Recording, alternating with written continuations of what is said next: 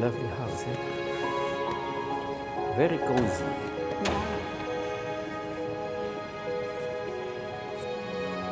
Oh my God. So, the French call this grandeur. Ya. Anda kembali menyaksikan International Corner.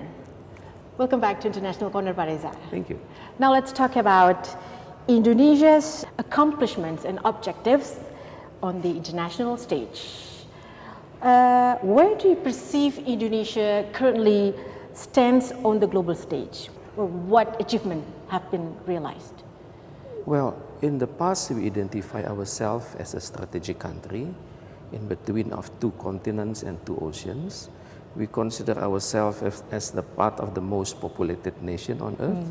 We always consider ourselves in the past as what we call a tolerant country.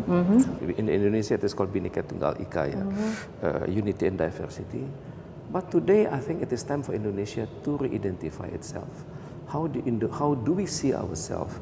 And theoretically, I think Indonesia could make itself, can call itself a credible middle power.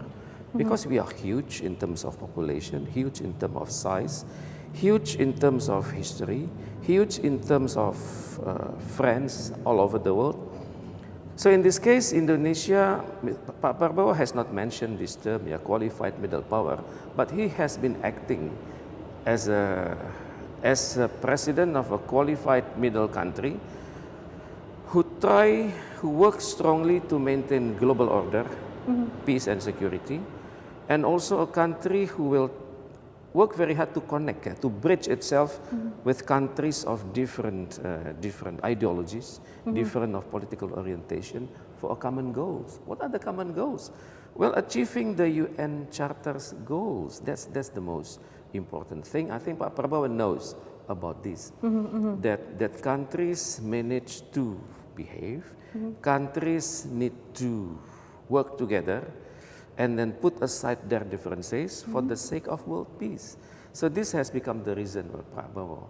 Prabowo, he visits so many countries, he talks with leaders of different kind of ideologies, and he tries to convince the world that maybe people have different opinion. For example, with regard to China. Some countries consider China as the yellow peril, and some countries consider Democratic People's Republic of Korea as a source of danger.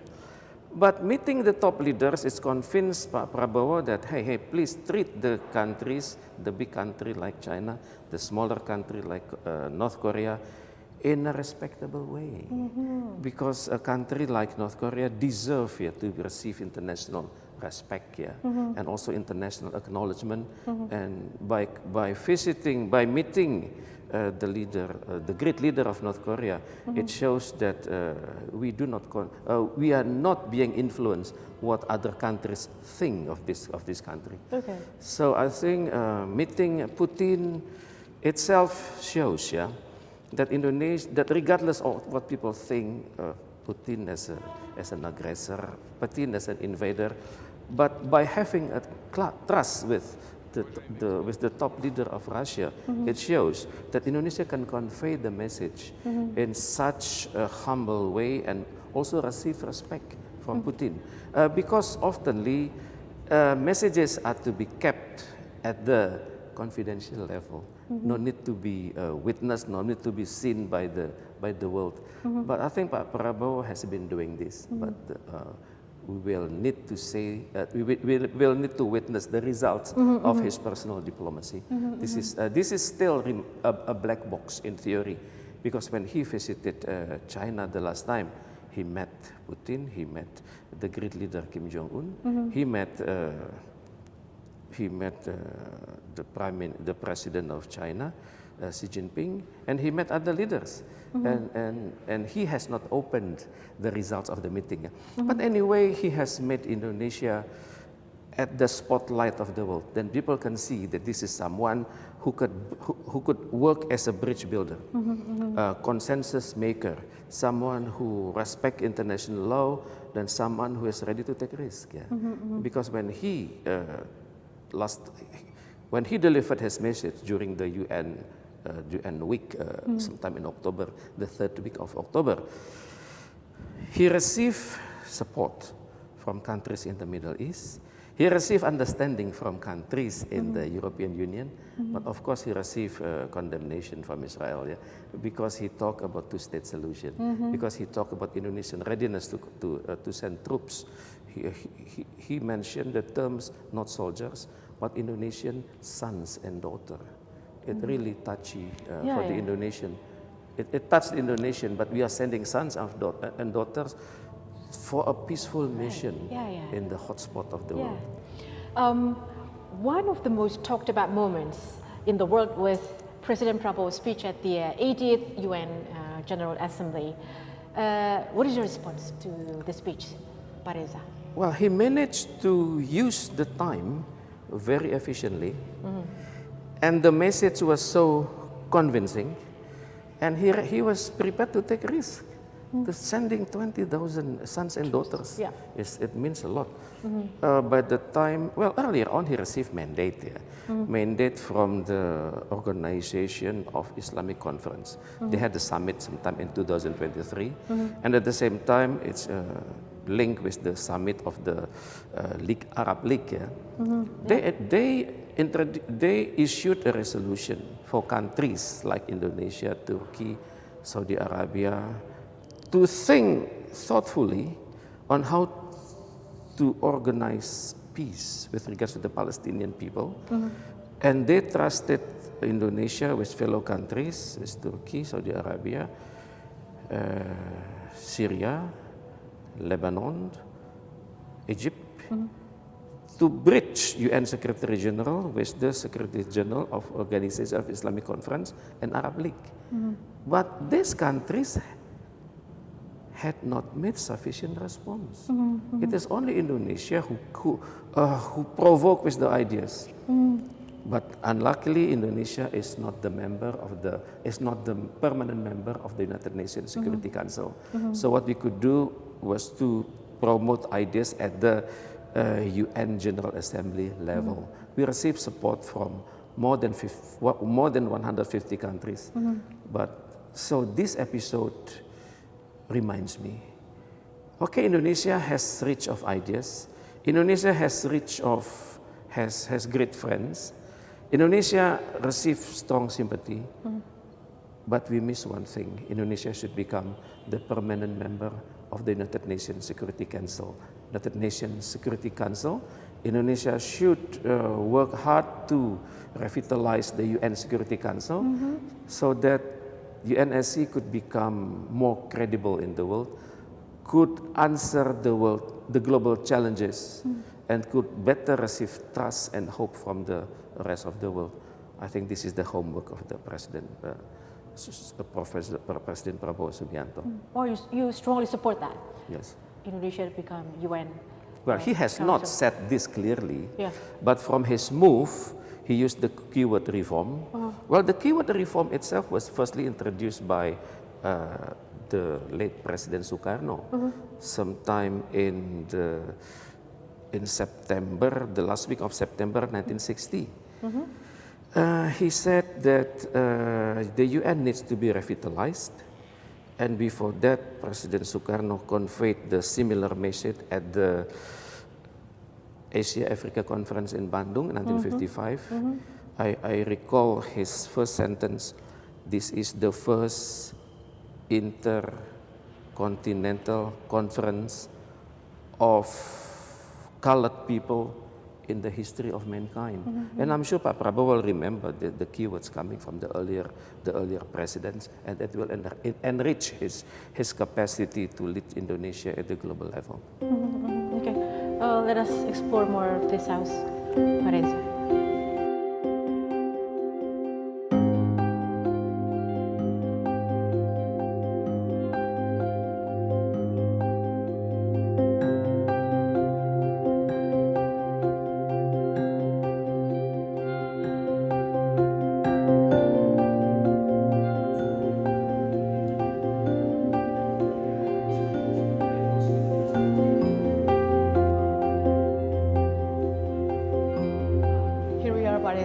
We are currently in the office of Mr. Ahmad Subarjo.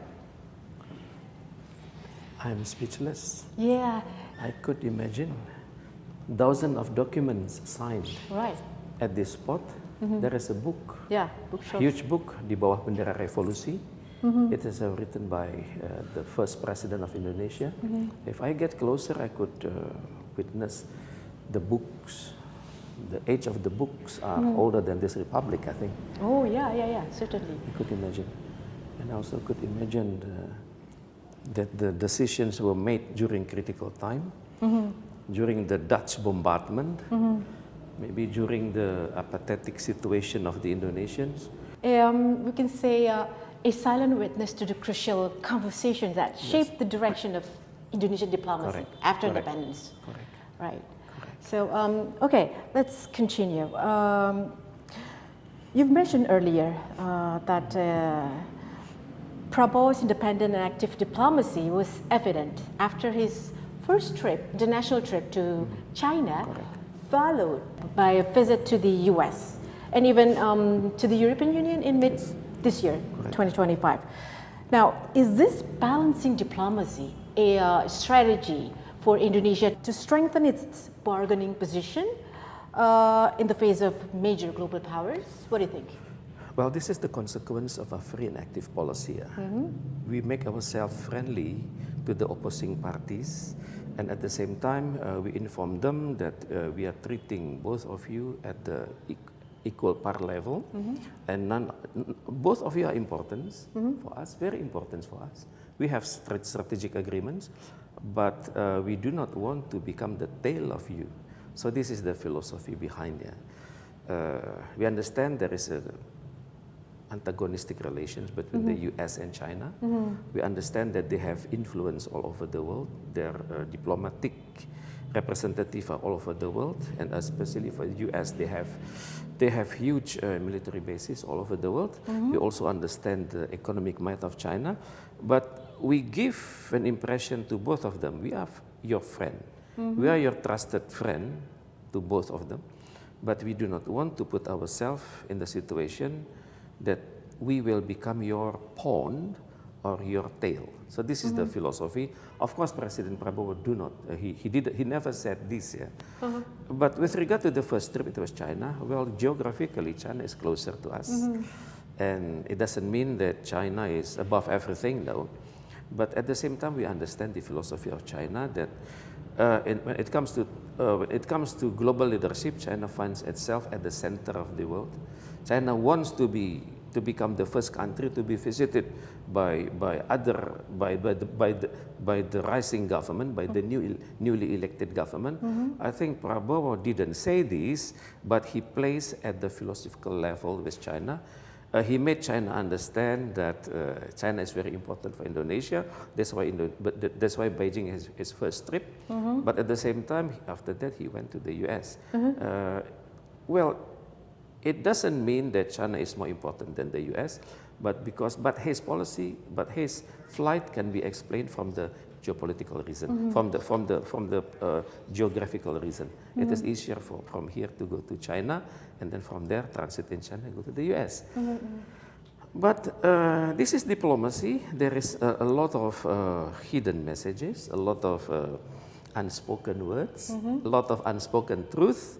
But anyway, as long as the US is not complaining, as long as China is not complaining, that we are okay. But in this case, by doing this, we give an impression that they are very important to Indonesia, and we are welcoming their future investments, future trade, future tourism, future aid packages.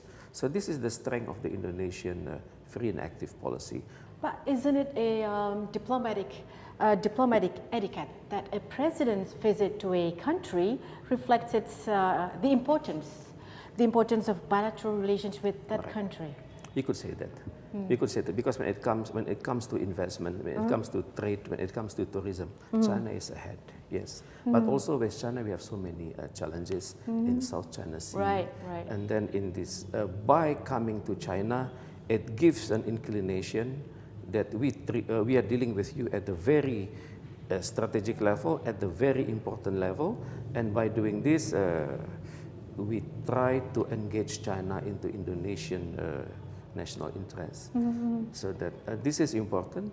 It will not happen overnight, but the result will happen sometime in the future. That China finds that no need to bully Indonesia because Indonesia respects China very much. So this is suggesting that relationships with China must be balanced with the defense or political cooperation with the US. Is that so? Correct. If we see the world from, well, academics call this multiple chessboard. Yeah? There is a geostrategic chessboard, there is geopolitical chessboard, and there is geoeconomic chessboard. At the same time, we try to deal with China with using 3 chessboard, with at the same time with the US another 3 chessboard, EU another 3 chessboard, and then Japan another 3 chessboard. We have to acknowledge that when it comes to geoeconomic chessboard, China is at this high, and the US is somewhere underneath. Yeah?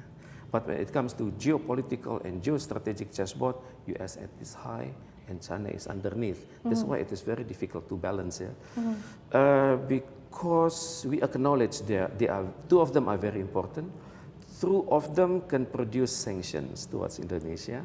2 of them can call Indonesia with bad names at the international levels, and this will affect the global reputation of Indonesia. So that's why Indonesian embassies are in full power in both Beijing and Washington, D.C.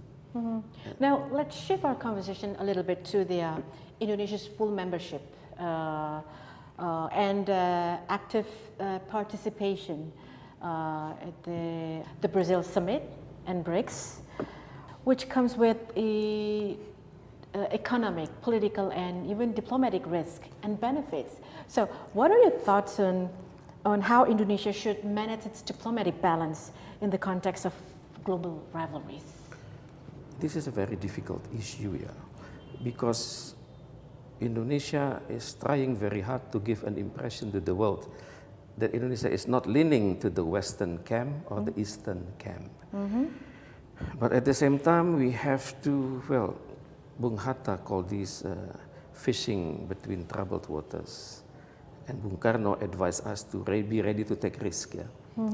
Today, the world are beginning to see that Indonesia is leaning to the east, closer to the camp where China is there, Russia is there, India is there. It is called BRICS. Yeah?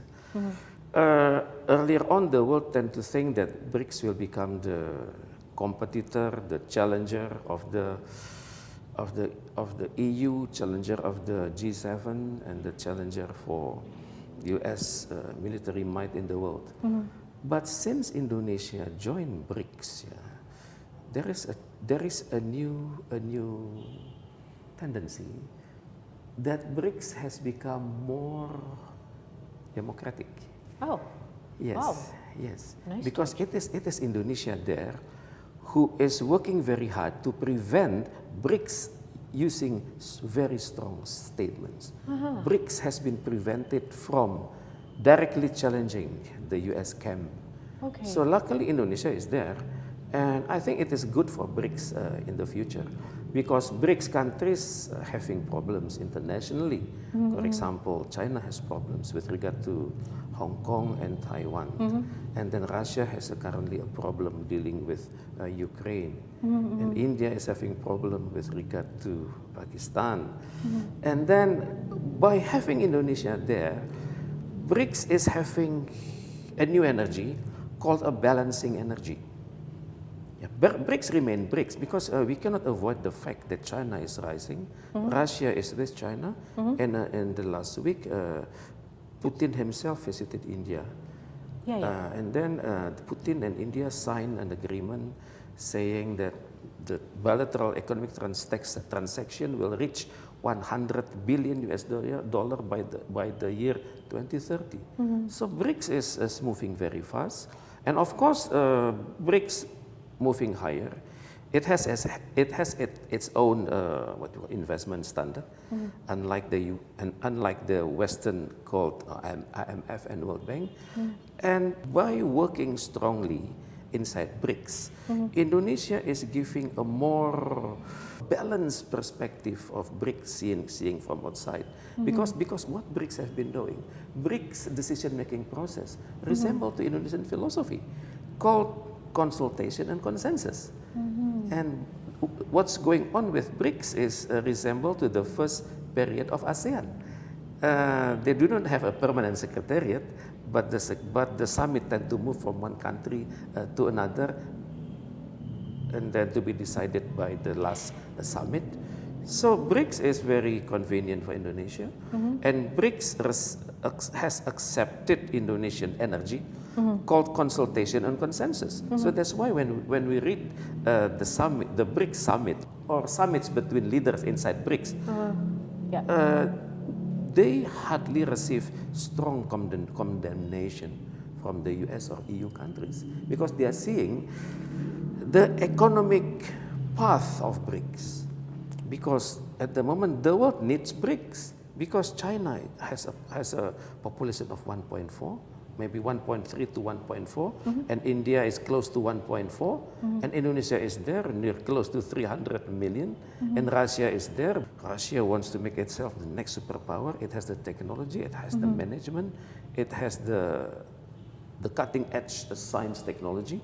So BRICS has a combination of countries which need to be managed in a democratic way to become stabilizer of the world, to become the promoter of world peace, and not to become a hegemonic power of the world. I think Indonesia is there.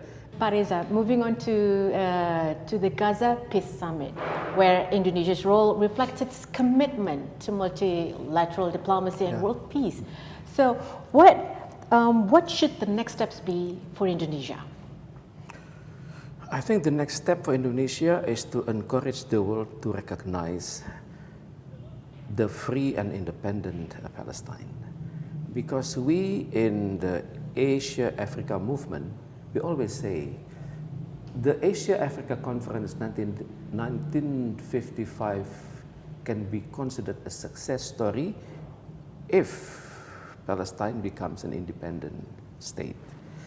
So this has become the energy for Indonesia to help producing a two-state solution.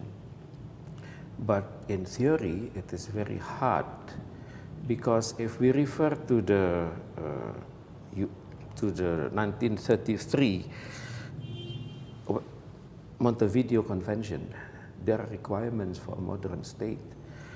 Firstly is the exact boundaries. This is what Palestine doesn't have at the moment. Secondly, clear population or exact population. It is not there. And thirdly, capacity to govern. They are working very hard for this. And finally, international recognition. What Palestine has at the moment is international recognition. More than 100 countries recognize Palestine, but in order to help producing Palestine so that they become a sovereign state and then work strongly for global peace with Israel, bordering with Israel. Israel doesn't like this, because in the dream of Israel, they wish to have something called a greater Israel, occupying a greater portion of land in the Middle East region. So what Indonesia could do at the moment is to work strongly to convince the world that in order to end the war in the Palestine, in the Middle East, the best option is to help producing a two-state solution. I know this is hard, but at the same time, Indonesia needs to focus how to empower the United Nations. We had talked earlier on that the UN is old. UN is an old institution, born on the third week of October 1945, and now is year 2025. So it's 80 years old, and it is having the old structure. Yes. The old structure is the United Nations Security Council. The members are the 5 countries, USA, Russia, UK, and then France and China. The first 4, their civilization representing the Christian civilization, the Greek civilization, the Judeo civilization, and China is on its own, representing its own civilization, a country of about 1.4 billion people. So I think Indonesia needs to encourage a new kind of academic exercise, convince the world, especially countries under the United Nations General Assembly. We need to empower the UN with new energies. For example, representing the Hindu society. They have 1.3 to 1.4. And then Islamic society. And of course, there would be a challenging ideas between maybe Indonesia and then the Turkeys, Iran, Iraq, and countries with huge population in the world. Even India can say I should be there. Pakistan say I should be there. So at least, we need a balance of countries representing civilization, countries representing population, countries representing the size of the country, and then also countries representing holy mission to help producing peace. If we could use the indicator United Nations peacekeeping operation, Indonesia should be there. Indonesia could represent the ideas we already had discussed in terms of civilization, in terms of size, in terms of total population, and also in terms of help producing a new kind of world peace. Some believe that President Prabowo's diplomatic focus is more global than regional. Do you find this broader diplomatic approach appropriate, and what factors may contribute to a lesser focus on the regional dynamics in Southeast Asia? Some leaders think in terms of concentric.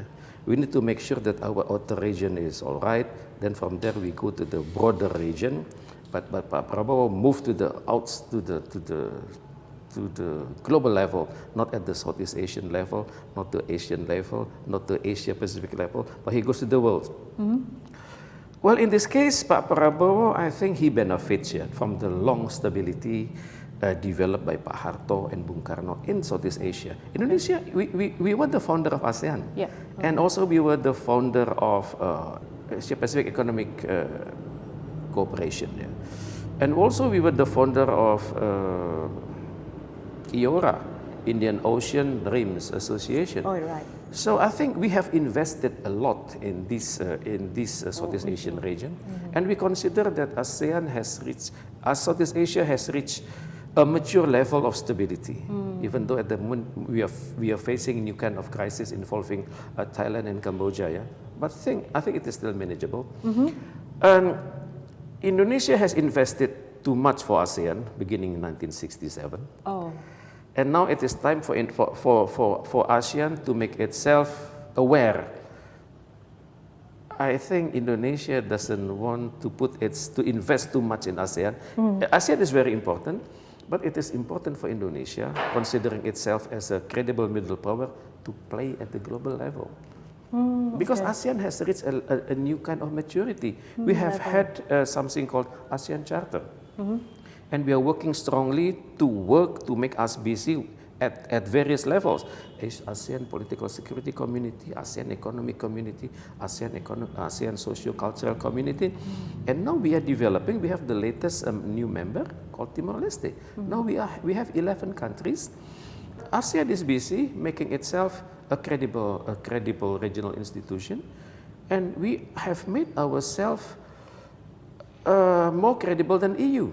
EU has experienced Brexit, and now we are having new kind of member, Timor-Leste, that's one. And also ASEAN has produced peace bonus to the world. For example, when it comes to the issue of economic issues, China is there, South Korea is there, Japan is there, isn't it? But when it comes to issue of peace, ASEAN is there, China is at the lower stage, and then Japan at the lower stage, and then Japan, China, and South Korea. They have disputes. They do not have a mechanism in in East Asia, such as ASEAN. And they are benefiting from ASEAN's achievements. We have ASEAN +3 summit. We have ASEAN, ASEAN Defense Ministerial meeting. They are coming here because of ASEAN. So because they don't have such mechanism which permit them to talk freely and peacefully. Because three of them are competing for world leadership. And okay, China is there, but at the same time, Japan and South Korea has a better understanding because both of them are under the US alignment. But that's what ASEAN has been producing, a peace and stable region which contribute greater peace for the border region. And the border region is the Eastern Asia, where there are disputes between Republic of Korea and the Democratic People's Republic of Korea, and there remains dispute between China and South Korea. There's a dispute between China and Taiwan. There is a dispute between China and Russia. So it is a fragile region, and they have been benefited from the growth of ASEAN. So they can focus on their area, and they can talk at the international level in ASEAN or at the UN level. So ASEAN has, we have produced bonuses for the world. That's why you call it ASEAN is already at the mature level. Yeah. Okay, Pak Reza, it is essential to address the challenges and opportunities that Indonesian diplomacy will encounter. Therefore, we will discuss this in the third or last segment. Pemirsa, sampai jumpa di segmen ketiga.